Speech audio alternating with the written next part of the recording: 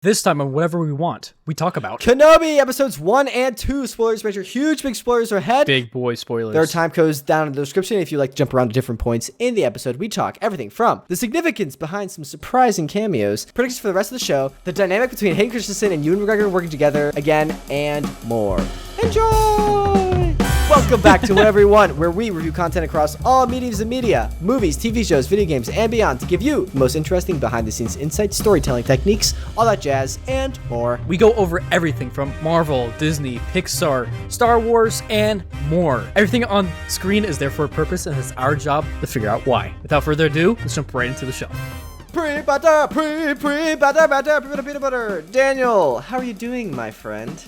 Jake, I feel so bad. It's our 100th episode. I was late because my alarm was set for like freaking Dude, what, it would a.m.? feel weird if you weren't on time. I'm just kidding. You usually are on time. Wow. But no. Well, first of all, it's our 100th episode. Whoa, look, I made these special sunglasses.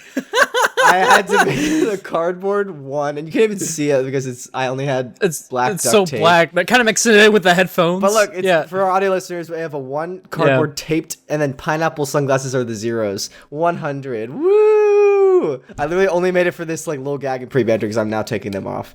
But I spent a lot of time making that. But yeah, anyways, thank you all for being here for our 100th episode. We're going to talk about Kenobi. We are going to get there. Super excited about that. Yes, what Daniel was talking about, he was a little late to our recording, which is totally fine. It's actually kind of funny, dude, because like right before I saw your text, like I was dreaming, right? And in my last dream that I had, I was meeting you up somewhere. And I'm like, oh man, I'm so happy. Like genuinely in my dream, I was like, man, we've been friends for such a long time. Because there's like somebody else that you're throwing frisbee with, and I like just joined in. I'm like, he's like, oh, who's this guy? He's like, oh, this is Daniel. And he started explaining it, and I'm like, oh man, it's so sweet. And then I woke up, I'm like, crap. I'm late. That's funny. That's awesome. That's wholesome. But before we finish PreBanter, the dream talk, speaking of dreams, I had a dream that we started our own merch company, and merch line. It came to fruition. What a segue. Yeah, before we jump into Kenobi, we have a huge announcement, actually. So we've been working seriously for the past 3 months to get these we have new shirts. We have a new website that's launching with this. Kind of wrinkly because I didn't watch it yet. So the website itself isn't just the merch, but the website has all of our catalog of previous shows, all 100 episodes. Also, just a little bit of information about us. If you want to check it out, it's linked below. It's www.whateverwewantpodcast.com. And also on there is our store where we're launching a bunch of new merch. I need to give a huge shout out to our friend Justine. Justine amazing Woolman. artist. She amazing is also artist. linked below, one of the first links. But she is the person that designed all these. I'm currently wearing one now. I'm going to turn around, show off the sick design. I tried to and I stubbed my toe. Bang. Oh no.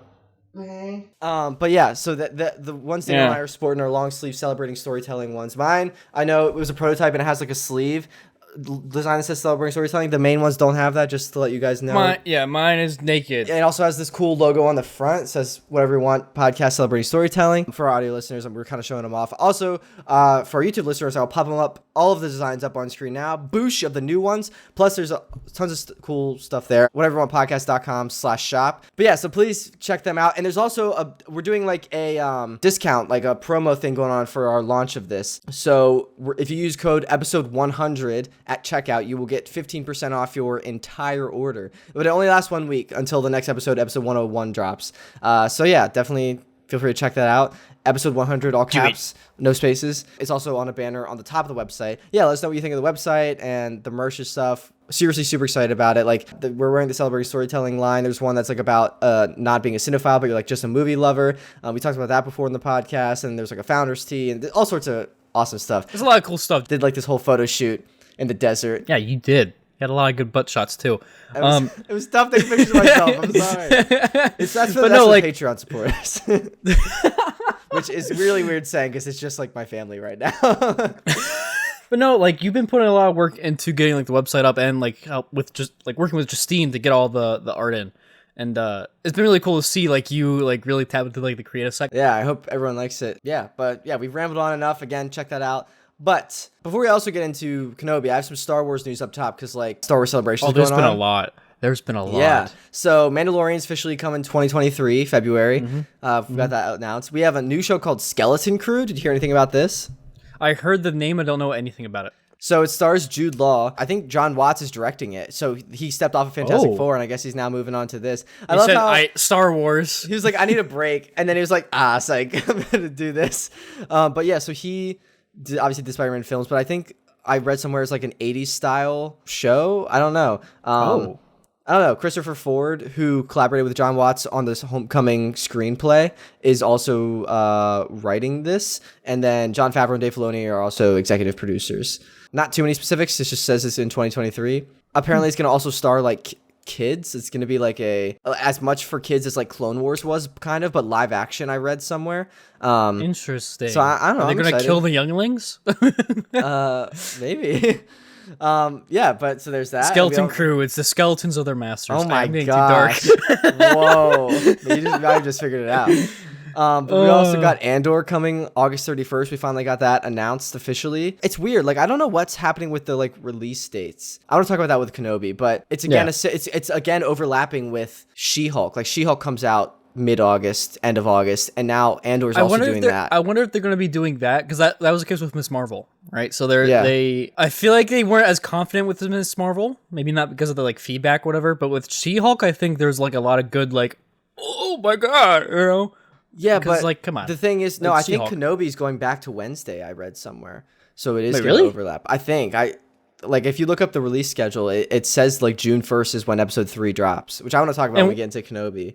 Yeah, and that's the same day as Miss Marvel, right? Is that the first day that? No, I think Miss Marvel is the week after that. Okay, like that's right. The 8th or whatever. I don't know. We'll see. But yeah, so I have no idea what the plan is. There are people smarter than me making all decisions. I'm sure they have a reason behind it. Sometimes it does feel like they're flying by the seat of their pants. Like, for example, Kenobi, they tweeted like half an hour before 9 p.m. that, the show's actually going to go live at 9 p.m. Pacific time instead of you texted me that midnight. Like I was just working and I see you like text me like Kenobi's coming out in 20 minutes. I'm like, what? Yeah. What? It just felt kind of out of the blue. I don't know. Maybe I wonder if it's like at Star, because they showed the first 2 episodes of Star Wars Celebration. Maybe there were like leaks going around for people recording and like putting it online. So they're probably just like, let's just drop it. Yeah. Maybe. I don't know. But anyways, last bit of news. I saw Avatar: The Last Airbender. You know that Netflix live action remake they're doing? Yes. Yeah. So apparently the guy that plays Uncle Iroh in this new cast, he's saying that they're kind of revamping book 1. It's like going to be the exact same like book 1, like retelling book 1, but they're going to have the maturity and like kind of complexity of the storylines as book 2 and 3 did. Because if you think back, like book 1 was really geared towards kids while they were finding their footing in the original show. And then book 2 and 3 really got like into some deeper themes and stuff that I think people really like. Yeah. And so they're trying to bring that idea of like book 2 and 3 maturity and complex storylines into book 1. So I'm curious how that's going to go. I feel like I know there's several ways that they could take that. Like, for example, we started getting those more like darker, realistic tones from like when Aang went to go find Monkey Atso and stuff like that. Yeah, they did dip their toe in there. Maybe that'll be even more serious and like exactly. So angsty? I wonder if it's gonna be more. I like that a lot, actually. That's great, but it's also so bad. Oh crap! I was not expecting that. Angsty. You only get the best here after 100 episodes. We've refined the formula. The Qatar turns you down and goes to bloodbending. How angsty. Qatar, did you say? I said Katara. Oh, it sounded like Qatar. A guitar. Settlers of a guitar. Yeah, those are my pre-banter thoughts. Are you ready to jump into the main segment? Oh yeah, Jake. What do we talk? We are talking about Kenobi episodes 1 and 2. Oh, that's another thing. I wasn't expecting the second episode to be like. I was like, I want to. Let me just hit back and just make sure. And the second episode was there. You didn't know it was 2 episodes? No, I thought it was only gonna be the one. Dude. So I was just like the first one was already amazing, and I was just like, ah! Like I literally screamed. This is getting out of hand. Now there are 2 of them.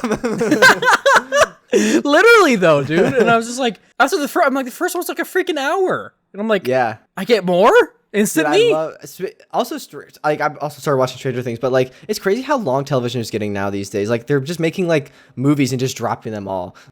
Like Stranger Things, I think they're like an hour and 20 minutes. That's like a short movie, and they've just released 7 of them. Like, you just created 7 movies in like a year and a half, or however many. It's been a long time for Stranger Things, but anyways. It's crazy, you know? Yeah, but so I just want to hear your thoughts on Kenobi, the show, before you saw it. What was like your mentality going into this? I'm thinking about it from the side of like the producers and really everybody, you know, everybody who's like making the show, right? Yeah. Like you have to make sure you're having that level of nostalgia, but at the same time, you need to make sure you're meeting expectations. Not only expectations for the people who are paying attention to the canon of like how did things go between the prequels to A New Hope, but also like how do you make it fun and interesting without making it seem like Kenobi's like do something that he wouldn't do. That's something that's not in character, right? You gotta stay true to the character. Right. I feel like they're finding a really nice balance in that because like we've seen him and he's just like he's so full of self-doubt and self-hatred. Yeah, I love what they did with this character. I do want to talk about that. He's lost, you know? Yeah, he's Liam Neeson taken. Wait, he kind of like Leia was taken, so yeah, there you go. But I will find you. I was very worried about this. I think we're starting to get a sense of what the original trilogy fans were getting with the prequels, where they're like really have this take this thing from their childhood and hold it dear in their hearts, and they're really worried about anything that changes that and like I don't know, violates the like sanctity of it, the sacredness of it, because like now we're getting to that age where like the prequels were our thing growing up with, like our Star Wars, at least you and me and people around our age, and now they're kind of revisiting that and opening new storylines, specifically with Kenobi and like those characters. And I was very worried actually, like going into this, that they were gonna like really mess it up or something. And like I had hope, don't worry. But like it's so far I'm very pleased with the show and just kind of where they're going with it. But it is just tough because like we grew up with this and we have so much nostalgia behind it. And I was worried because Dave Filoni and Jon Favreau weren't as involved with this project as like the other ones that they're kind of doing. Yeah, they're like, for the other ones, they're like directing and writing a lot of them. This one, I think they're just like executive producing, like they're obviously overseeing it. But like, I think Deborah Chow, who directed a few episodes of the first season of Mandalorian, she's like show running and directing the show, I believe. So she's doing an amazing job. Like seriously, like it shows, you know, the attention to detail of not only how the arcs, like again, going into the development of the character over the past 10 years, but then also like seeing like young Leia and like everything. Like, I know that there's people have mixed opinions on young Leia. I know. Yeah. I liked her. I like her a lot. I do, honestly. I thought I feel like she's doing a good portrayal. I thought the writing for her was good, and the actress that played her portrayed her so well. I think I could totally see her like growing up to become Carrie Fisher's like Leia eventually. Yeah. But before we get there, what were your just like overall thoughts? Dude, my brain was just exploding. It was like so euphoric. Like I was so freaking happy. Yeah. It's just crazy to see how the Inquisitors are now also brought into this. I want to go through all the characters like we're kind of going to, but I'm going to give my overall just like very overview. This is my overall like kind of review of Kenobi so far, of episodes 1 and 2. I really loved it, honestly. Like I cannot state that enough, and I'm glad we got off Tatooine so early. Like it was cool being there, nostalgia, and seeing like where he ends up. But like I'm just so done with Tatooine. And we might go back there. I think they're doing it well in a unique way. It's cool seeing Obi-Wan in his little cave. But like I'm really glad we got off world and got to explore that like Obi-Wan in like in a meth lab. Like that was kind of interesting, like a drug lab. I knew you were gonna say that.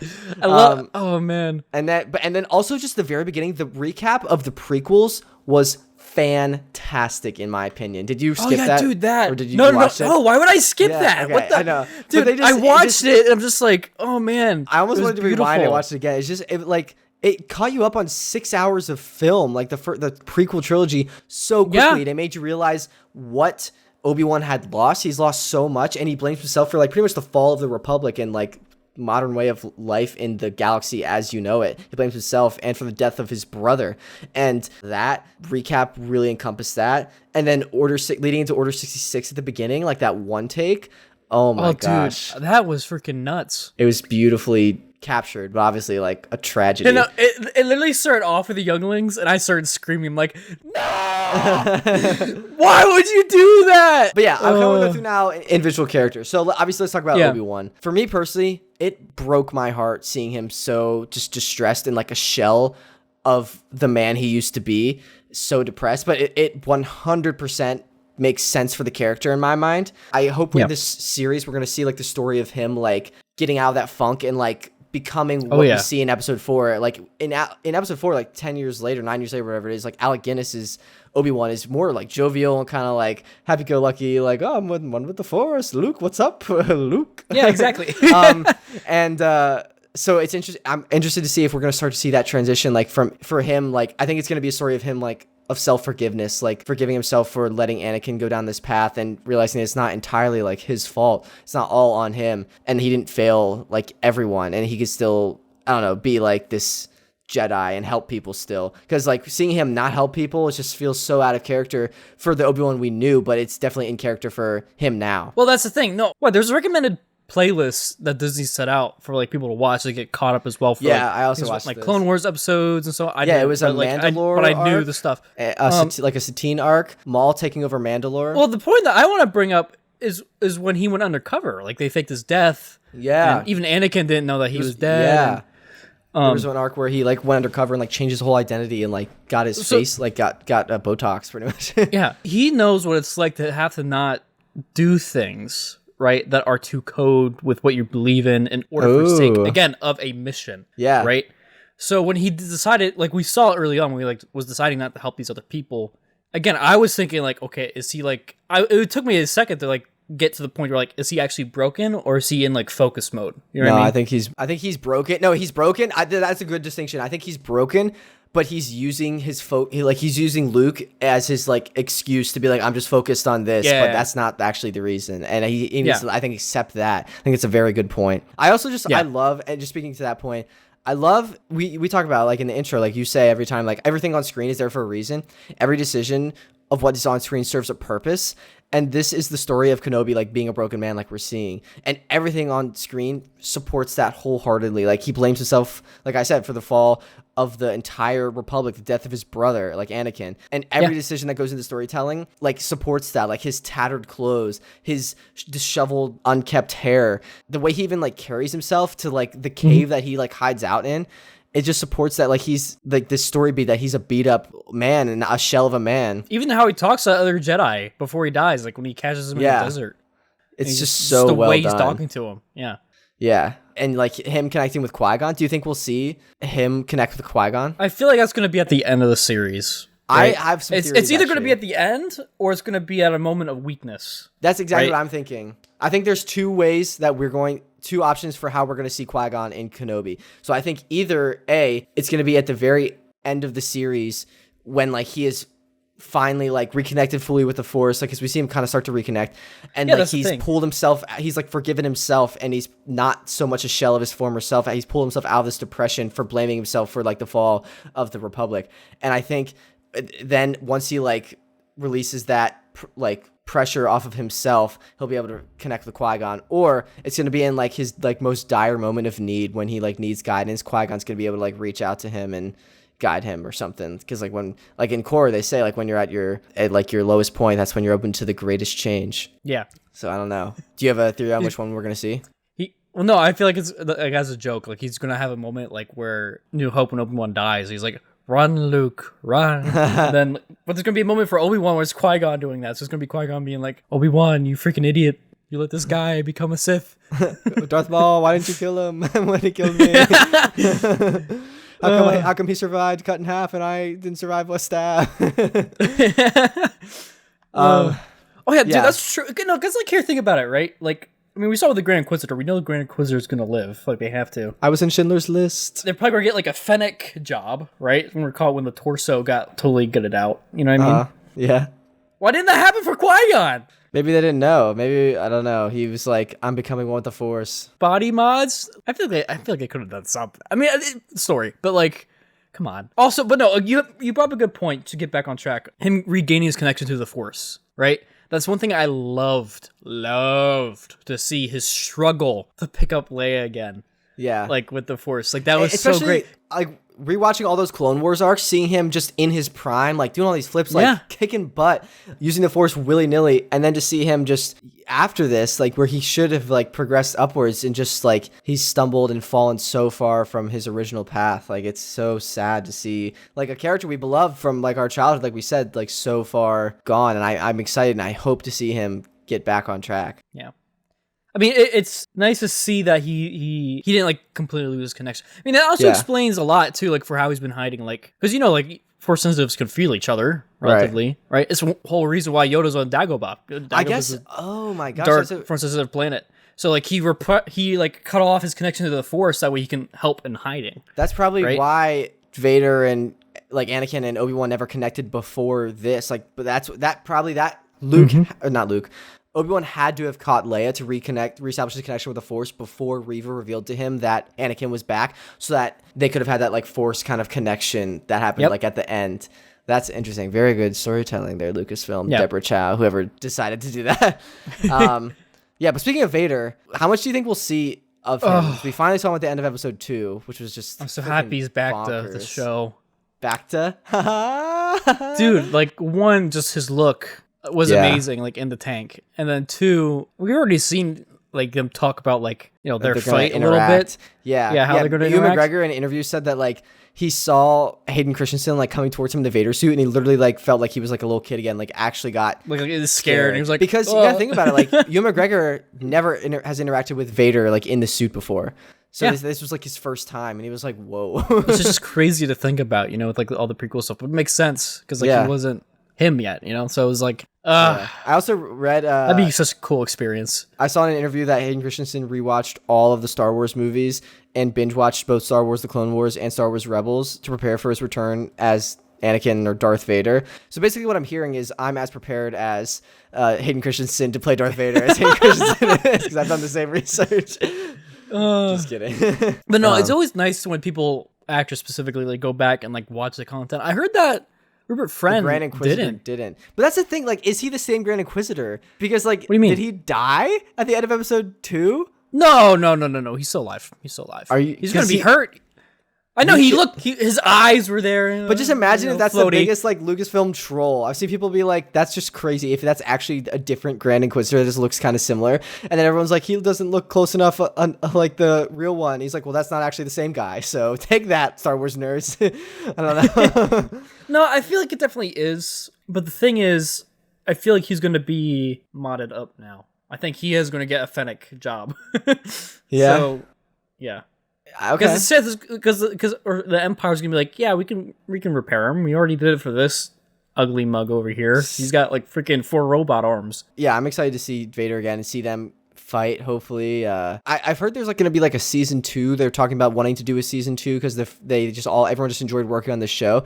I don't want them to get too close to A New Hope, because in A New Hope, I think Vader says like, I haven't felt this presence in years, and like still 10 years is still like years, so I think that's good. But if it's like, if we keep doing Kenobi like seasons and we get to like 2 years before A New Hope, and then in A New Hope he's like, I haven't felt this presence in years, I'm like, that's not that long ago, you know. So I mean, they can still take a lot of inspiration from the comics, like for example, like when Obi-Wan like defends the farm from Black Chrysanthemum. Like, I wonder if we're gonna see Black Chrysanthemum. I forgot we. Like, maybe. I don't know, but I feel like moments like that would be cool to see, right? And it's funny because I believe, what was it, in that comic line, Luke actually like he had the toy ship or whatever, right? Yeah. And then he saves a day, because Luke saves a day by flying in and like saving Obi-Wan and Owen.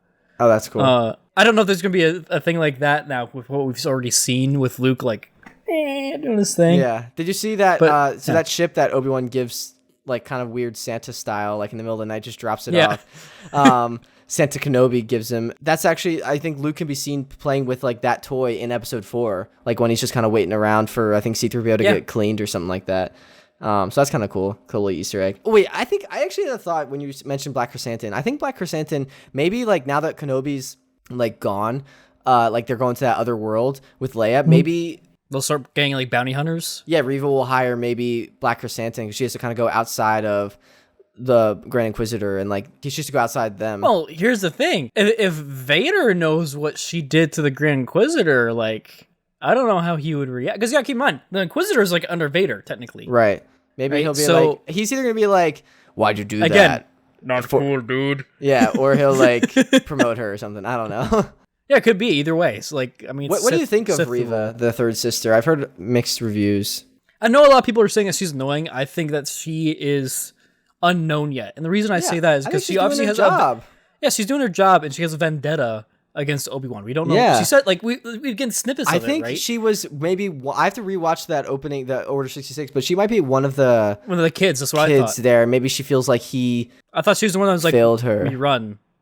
You know, Maybe and she knew about Anakin. her force parkour was kind of cool. Yeah, it was. It went on for a little bit, and I'm like, okay, I feel like she would have got to Obi-Wan by then. Yeah, But like, you know, it was cool. yeah. That's like my only complaint with that episode 2, honestly, is like The just force some of the parkour? timing. Well, Oh, no, okay. just some of the timing between like what the characters were doing at some points. My only complaint with episode 1 was the freaking goons that were chasing Leia were like the most Three Stooges, like cliche goons ever. They just like, oh no, A stick! Yeah. Gotta go around. Like there was one time where like the goon just like they're like chasing after a 10-year-old girl and they're like gaining on her, and then the one decides to flank for no reason, and then Leia just turns the other way because this goon decided to go. She's an epic battle slide, like. Yeah, I was like, dude, it's a 10-year-old. Yeah. But like honestly, I really did like young Leia. Like she really stole the show for me. Like we talked about.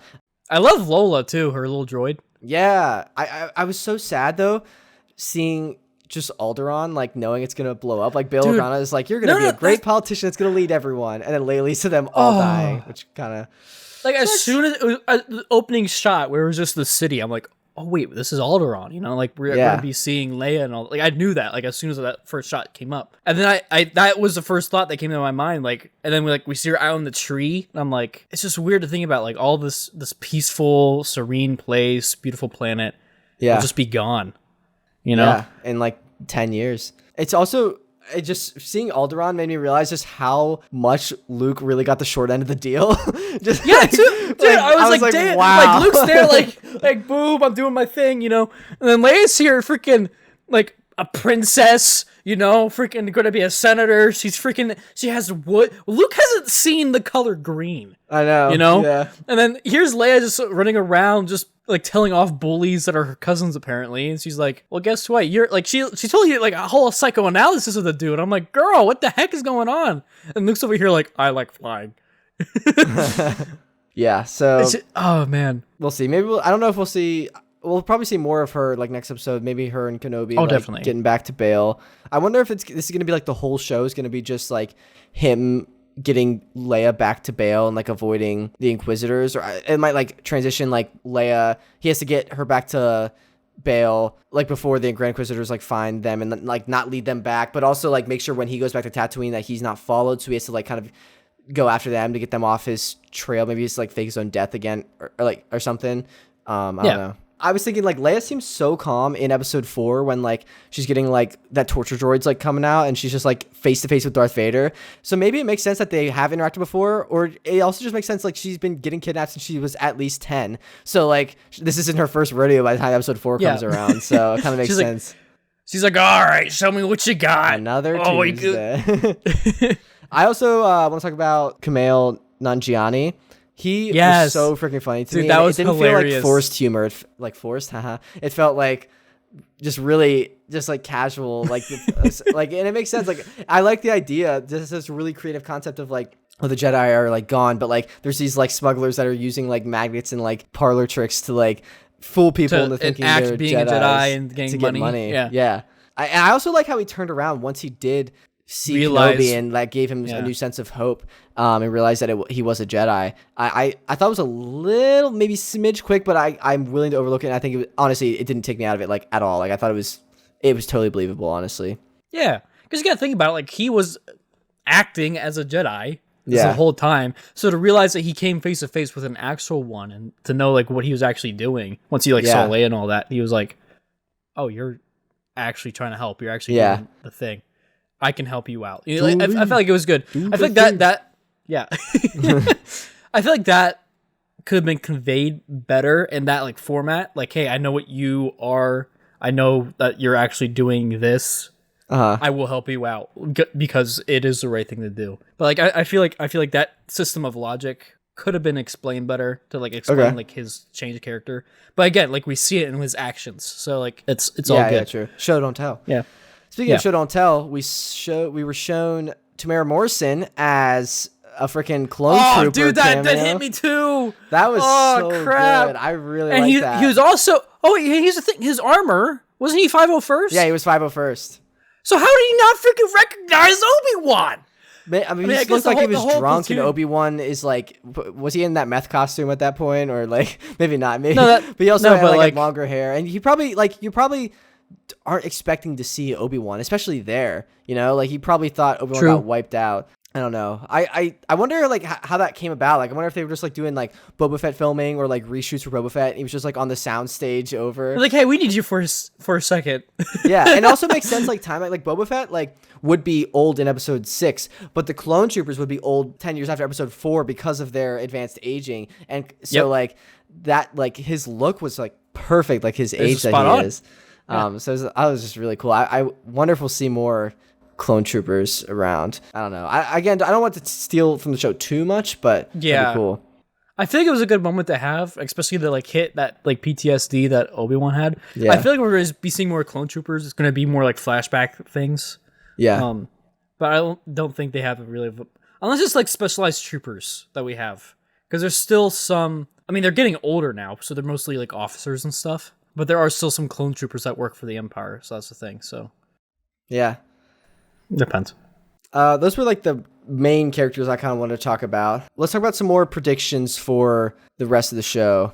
We talked about Qui-Gon, but I really think they foreshadowed Qui-Gon a lot here, so I think we'll see him. Yeah. Do you think we'll go back to Alderaan eventually, or what do you think is just gonna be the rest of the show? Okay, so the next episode I think is gonna be, I don't know if they had a set star chart or anything. They said it was an automated ship, right? Because it's for storage or whatever, right? So I'm not sure if they were able to modify the destination where it's going to. So they're just probably going to be going to some random ass planet. From there, Obi-Wan and Leia are going to have to figure out, okay, how do we get to another transport? How do we get communication to Bail? How do we get out of here, right? Yeah, but no, it's also like the realization of like Anakin and all that. So on the Empire and Inquisitor sides, I feel like she's going to have to answer to Vader at some point. Yeah. Right? So then he's then going to be stepping in and be like, he's going to be then leading the hunt, right? Maybe they're just going to keep capturing other people Obi-Wan's close to like just draw him out into like different situations. They're going to capture Dexter Jetster and be like, we have him for ransom. His cafe is going to go out of business if you don't come and save him. No! And Obi-Wan has to like do a mini side quest of like cooking in Dexter's kitchen to like keep the customers going. It's like the Lego Star Wars episode where you have to like deliver all the food. Yeah. That level. Yeah. But no. So I feel like at one point it's pretty much going to just lead up to Obi-Wan having to like leave Leia, so he can then get the trail off with Vader. But I think they realize I think they have to do something, because they realize now that at least Reva. I don't know if Reva's going to survive this. Oh no, she's going to die. She's going to die. Obi-Wan has to kill her. Because she is now going so far after Obi-Wan, and he now knows that she can get Leia on Alderaan, and like Bail Organa is not safe. And I don't think she's really told anyone why she captured Leia, like other Inquisitors. So I think if he like takes her out, his back would be covered. But so yeah, I think because they realize that they are after Bail and Leia, like that he has to now go like cut that loose end. Like he has to take them out, because if he just returns Leia, they're just gonna do the same thing again, or something or worse. Yeah. So he has to. I think he's gonna either with Leia like go after Reva. They just has to like take Leia along, or like he's gonna put Leia in a safe place, or like return her, and then like immediately have to either go after Reva, or she'll be going after him, and like Vader. They're all like kind of like coincide or something. Yeah. Because, like he just can't go right back to Tatooine, is what I'm saying. Yeah. No, exactly. Like he's gonna have to go somewhere else. That's what I'm saying. Like they're going to a different planet right now with the transport, and then they're probably going to have to be going somewhere else after that too. Yeah. But no, another thing too with her is that again she's an unknown. She obviously has this connection with Obi-Wan, right? So and she said that she knew that connection off of the archives, but like then why wouldn't any of the other Inquisitors or even Vader have brought it up before? So it feels more like she has a personal vendetta, obviously with him. And maybe that she knows she's related to personally. Mandalore or something, because we had to watch all those arcs with it wasn't confirmed she was a Jedi. I don't know, but because like I don't know, maybe there's some connection with Mandalore, like Satine. Here's what I think what happened. I feel like she was a youngling, and I feel like the Grand Inquisitor, somebody probably like picked her up or something. Right, but I'm just saying like maybe she has some connection to. I'm just curious how we're gonna see Maul and like Mandalore, if we're gonna see that stuff, because we were told to like watch those before those arcs, but maybe not. True. I don't know. It'd be cool to see connection to that, but it's not necessary. But I personally, I want to see him use his lightsaber. Like, what are some things you want to see in this series? Because I want to see him go against Vader. I want to see him use his lightsaber. We almost saw. I was like getting so excited in episode 2 when he like pulled it out. Like he is gonna have to use his saber at some point, obviously, but like at the same time, he needs to rekindle that connection to the Force so he can actually be formidable against these guys. Right now, he has a lot more wisdom and experience. It's gonna be like a training montage. My roommate suggested maybe like there'll be like a cool Rocky montage of him like reconnecting with the Force, like doing Force push-ups or something. I don't know. just floating Eye of off the Tiger just... is playing. Yeah. Just think about that filming, like on set, that would be the easiest day. Instead of like actually doing like push-ups, like for a training montage, you're just like, yeah, pushing air like around. Yeah. But no, I feel like it's gonna be more like moments that we've seen with Leia, where it's like moments of extremity to where he is needing to connect to the Force, and then he does like doing so will rebuild his connection, right? So like right, just kind of jumping back in. Stretching his Force muscles in a way. You know what I mean? Yeah. Do you think we'll see Kenobi say hello there? Will Kenobi say hello there? To Anakin? When will it happen? Yeah, I wanted to either say it to Vader or to Qui-Gon when he first sees him. Like Qui-Gon, he's like, "Hello there." The way I want it to be flipped is I want Qui-Gon to say it to him, and that's where he like originally got it or something. I don't know. Yeah, my absolute favorite part of both of these episodes was the moment Obi-Wan found out that Anakin was still alive. Yeah. It was such a powerful moment. And it also totally makes sense that like he wouldn't know at this point. And just the acting and the emotions like going through his head when he realizes it's true is like phenomenal. And it's also just such a long shot the filmmakers chose to just not to cut away and take away from like Ewan McGregor's amazing acting. You just sit and like read his reaction. I think like the sound gets a little quieter, so you just are there present with him. And it just brings us into the moment, and it was such a good filmmaking, such a good moment, in my opinion. My favorite part. No, dude, totally the same. Because you gotta think about it from his perspective, too. He's like, not only have I failed, like Master Yoda, technically. I have failed you, Anakin. I have failed you. But he failed at failing. Yeah. But also didn't lead to a success. It's like an ultimate fail in a way, because he's like, I can't save Anakin, and now he's this bad guy, and now this bad guy's been taking over, like, the entire freaking galaxy. Alongside this ball-faced man. So, like, what are you supposed to do with that? Yeah, that's actually, I'm thinking about this chain of command. Like, so Vader does not know that he has the kids. His employee hired someone who is going AWOL, captured Vader's kid to draw out Vader's old brother. And Vader doesn't know about any of it. So it's just really interesting. Vader's pretty in the dark here about like his kid is just like in very high danger right now. In the dark. Dark side. But no, it's funny. Yeah, no, it's just funny how things work out like that, you know? But it's not like it makes sense because of Bail. It's like episode 2, like the Emperor hires Dooku, who hires hires a bounty hunter who hires another bounty hunter who has a droid put worms in the room. It's like the Emperor hires Vader, who hires Inquisitor, who hires another Inquisitor, who hires bounty hunters, who hires other goons to chase Leia through the woods and capture her. There are a lot of little Easter eggs and trivia things I want to talk about. So it's just, first of all, it's just so amazing. I don't know if you've seen any of the interviews with Hayden Christensen and Ewan McGregor, but they're just awesome seeing them together on screen together. And also just in modern interviews, like it's so fun. Because one thing they didn't have during the prequels, I mean, they talked about in some of their interviews where like the social media background just like the direct connection to the community wasn't there, you know? It was really sad, actually. Hayden Christensen and Ewan McGregor said that like they got so much hate for the prequels when they first came out. And like now they're so happy that like people our age that grew up with the prequels are finally getting a voice like online and just are becoming like adults in like media and like are able to express to them like, hey, we really loved the prequels and like they meant so much to us. Like they didn't hear that for like 10, 15 years almost. So it's really awesome. They said they really get a sense of like happiness knowing that now. So I think that's really awesome. This show is like the literal metaphor for what they're going through right now. So like they were broken, they felt feeling down about their prequels.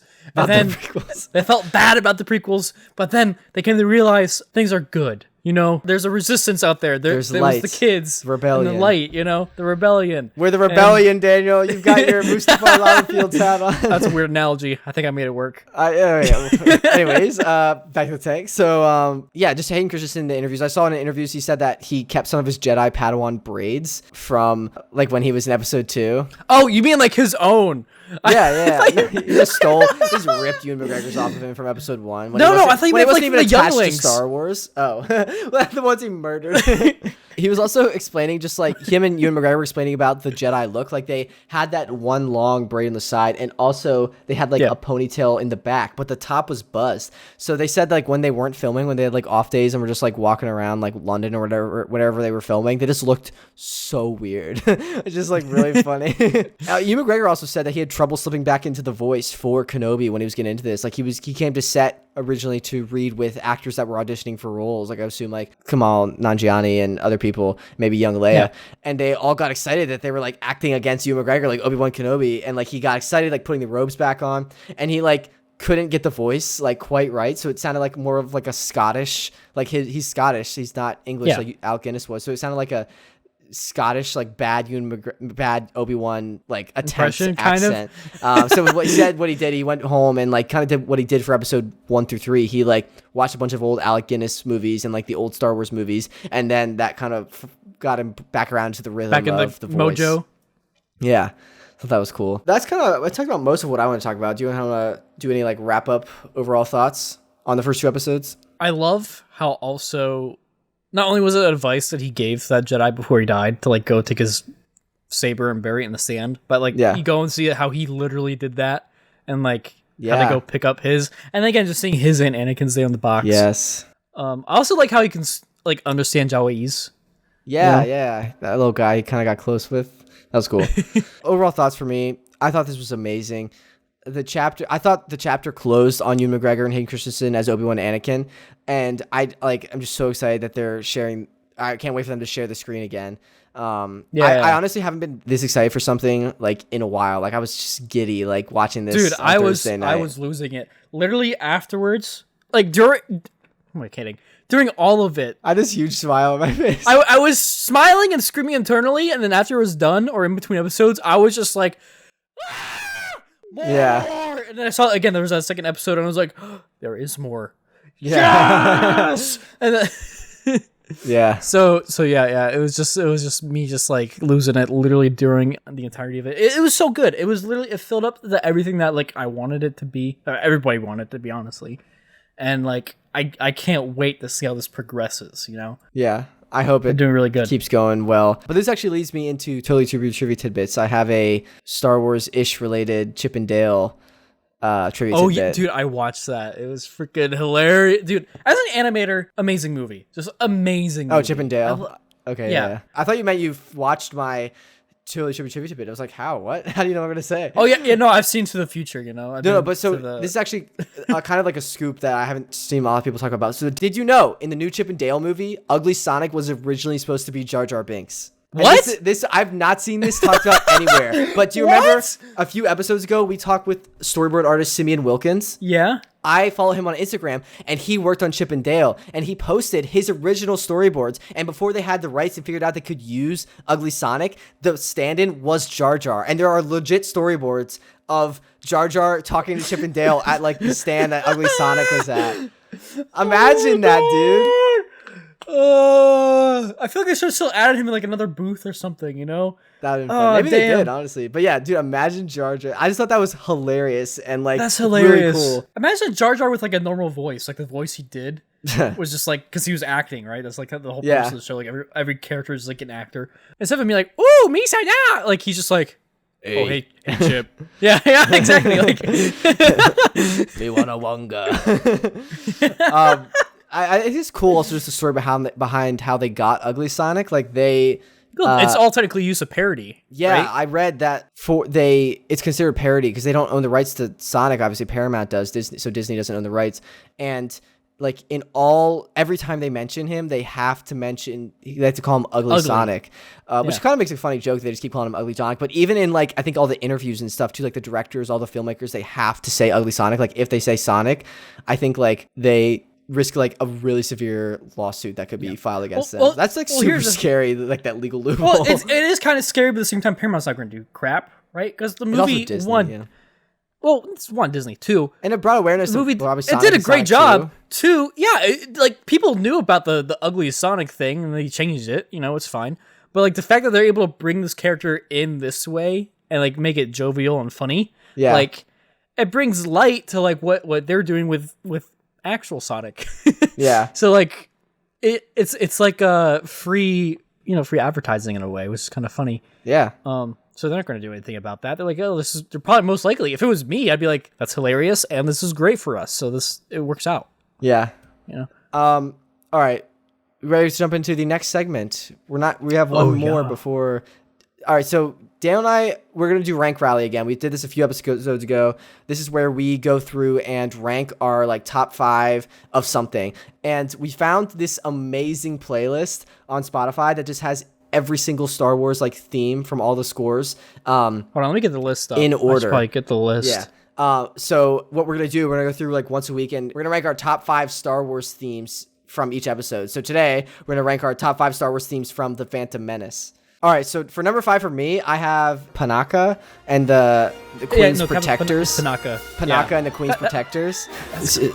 Yeah, but so I think we should like listen to a little bit of it, like just you and me, and I'll maybe edit a little bit of the scores in so people can hear.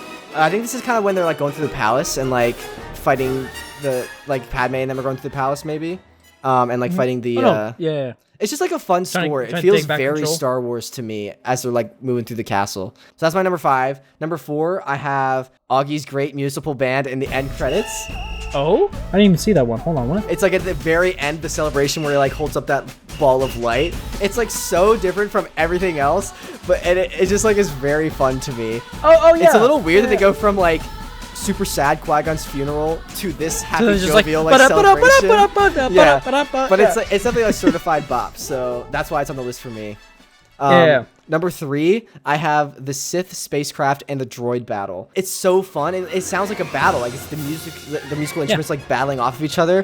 For me, when I think of like Phantom Menace, I mean, there's obviously the big song we're gonna get to, but like I also think about this song specifically when it comes to like the action. You know what I mean? Yes, totally.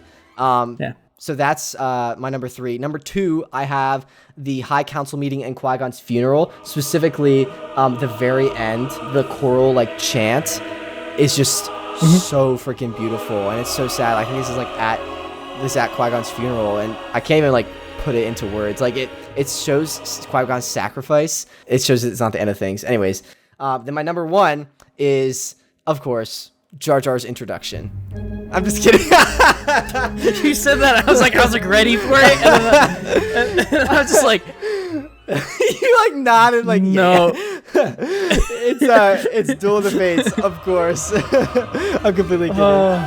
It's Duel of the Fates. That literally threw me off, dude. Oh my god. It's honestly, this might be one of my favorite of all time. And like there's this whole series like documentary on the like Mandalorian behind the scenes of Filoni explaining what the reasoning behind the Duel of the Fates. It's like the fate of Anakin, and like when Qui-Gon perishes at the end of this, like Qui-Gon was going to be his father figure, but Obi-Wan then has thrust that responsibility, and Obi-Wan's not really his father figure. He's like his brother, as we see in Kenobi, but like Obi-Wan didn't want that responsibility, so like Anakin's fate is completely changed from what it could have been if Qui-Gon would have survived that fight. It's a duel for Anakin's fate. Just an amazing score, dude. Like so freaking awesome. Is it literally I used to do on runs sometimes to get the meme of the piano on fire on the beach? Yeah, with John Williams. Like it's it. It hits. Those are my top 5. All right, what about you? All right, so my top 5, number 5 is going to be the droid invasion. That was my alternate for number 5. Yeah. Really? Yeah. I was stuck between that and the Panaka and the Queen's Protectors. This is such a good one. There's like key moments in the film that like they specifically bring back the memories, right? It's kind of like, you know how like when you smell something and you like you're like smelling the music. I'm smelling the music. Yeah. All right, what about number 4? I think I said it was Panaka. Oh, really? Well, yeah. I love Captain Panaka as a character. He was always the guy I'd go to, like whenever it was like Naboo levels for like the Lego Star Wars. Yeah, understand. But then I learned that he freaking turned into the Empire. Wait, what? As an Imperial officer. Yeah. Dang. Hey, you gotta pay the bills, you know. Anyways, but no, I always called him Captain Pancake growing up. Oh right! Oh my gosh, how could I forget that? Yeah. I feel like I'm the same guy. All right, what about number 3? That's why he's number 4. Is because it reminds you of pancakes. Yeah. Oh, Trip to the Naboo Temple. I think that's my number 3. Okay. And the reason for that is because the suspense of it. It's like the build up. Because a lot of times, like it's easy to fall in love with the ones that are like actiony and battly and stuff like that. But I can't. It's just I know that like what's happening here. They're getting ready. This one feels very like Lego Star Wars. Like yes. Like you're finally arrived at Naboo. Like. And yeah, like this just feels like kind of calming. It's the nostalgia of it like bringing it back in, like the yeah. I totally get that. You get it. Yeah, I get you. Number 2, it's a spacecraft. Okay. And again, it's again because of the high action. Again, Lego Star Wars Z. Okay, what about number 1? You know what number 1 is? Jar Jar's introduction. No, dude, it's Duel of the Fates. You can't top Duel of the Fates, honestly. Yeah. It's gonna be hard to top. If we do one where it's like top 5 of all of them. That's what I started doing, and I was like, this is too hard. So I went to. That's why I went to like this list. But that one's gonna be hard to top. Once we get through all of them, I want to do everything. Like everyone should definitely check out this playlist. I'll leave a link to it in the description. Yeah, definitely do that. But there's 694 songs on it. Jesus, 694? Yeah, because it goes through like includes Clone Wars, Rebels, Mandalorian, all the TV stuff, Boba Fett. It includes I think like Squadrons. It has like video game stuff on here. Fallen Order. I kind of took like a quick gander the first time. But here's the thing. I love how when you go to this playlist, right, it turns your lightsaber or your slider bar into a lightsaber. Into a lightsaber. Yeah. The like progression through the song is very cool. I don't know how you do that. It's great. That is cool though. But yeah. Well, those are our top 5. Yeah, all right. Yeah. Ready for patron shoutouts? Yeah, hit me with them. Kenobi Stars Music, Boosh, we got Patron Lori, Frank, Rick, Lisa, Evan, Tony. Thank you so much for pledging the tier. Thanks to the shout out. If you like to support us over on Patreon, link is down in the description. You get the audio episode early. Special benefits, cool perks. You get a role in the Discord that we record in. I think I'm actually going to send some of our patrons some free merch if they want it. I've reached out to a few of them. But yeah, if you guys are, or like at least a discount, you probably get discounts and stuff. Yeah, so feel free to check that out. If you want to head on over to Apple Podcasts or leave a comment on our YouTube channel, we will shout them out in this section now. We actually have a new one on our latest episode. Actually, no, I think it's on the Moon Knight episode, so 2 episodes ago. It's from Dat Fishy, who I think was Thomas Piet, maybe. That might be the same person. They might have changed his username, but I don't know. Anyways, it's now Dat Fishy, and they said a little late, but this is, and then fire emoji. So thank you. Really appreciate it. That is everything I had. Ready for the introduction? Yes. Tell me when. When? We just talked about whatever we want to talk about, and now we're done. Thank you all so much, seriously, for 100 episodes. That is seriously it's freaking crazy. Awesome. I put on my 100 sunglasses again for our audio listeners. My scuffed 100 sunglasses. But I'm seriously really enjoying this. Daniel, thank you for being here with me for 100 episodes. Kind of wild. Yeah, dude, it's a way for us to still connect, and like, especially with you being over in LA and stuff now. Like, I love being able to do this with you, man. This is great. And again, I'm sorry I was late today. I still feel bad about that. You're good. I had like a really wholesome dream. I'm just like waking up and I'm like literally, I was just like, you know. So, yeah. But yeah, seriously, please go ahead and check out our new website along with the merch if you're interested. At least just check it out. Again, there's that discount, episode 100, all caps, if you want 15% off your entire order. But yeah, thank you, seriously, everyone, so much for all the support and everything. Check out our Instagram if you want to see more of like those crazy, ridiculous merch photo shoots that I did. I'm going to be posting some of that more. It's also linked below. We'll be putting it on the whatever we want OnlyFans. So yeah. But yeah, thank you, seriously, everyone, for 100 episodes. See you next week for episode 101. I don't know what we're gonna do. We might do. We're talking about Zoe. Huh? Talk about Zoe. Zoe. Oh my gosh, Zoe 101. Wow. We might do Stranger Things. We might do Kenobi episode 3. The thing is, like, I know we're not going to do all of Kenobi, so I don't want to, like, do, like, episode 1, 2, 3, and then, like, maybe we won't do 4, because, like, I think Lightyear comes out, and I really want to talk about that as it comes out. Yeah. So we might do what we did for Moon Knight, where we do, like, 1 episode of Kenobi, the very beginning, our initial thoughts, and then, in predictions, and then like, at the very sum it up end, at the end? Yeah, like we did for Moon Knight, like a full series review. And we have some, we've been talking to some other creators about collabing about that review, so we might have some special guests on. So yeah. That'd be sweet. See you all next time. Goodbye. Bye. Episode 100. Yeah. Woo.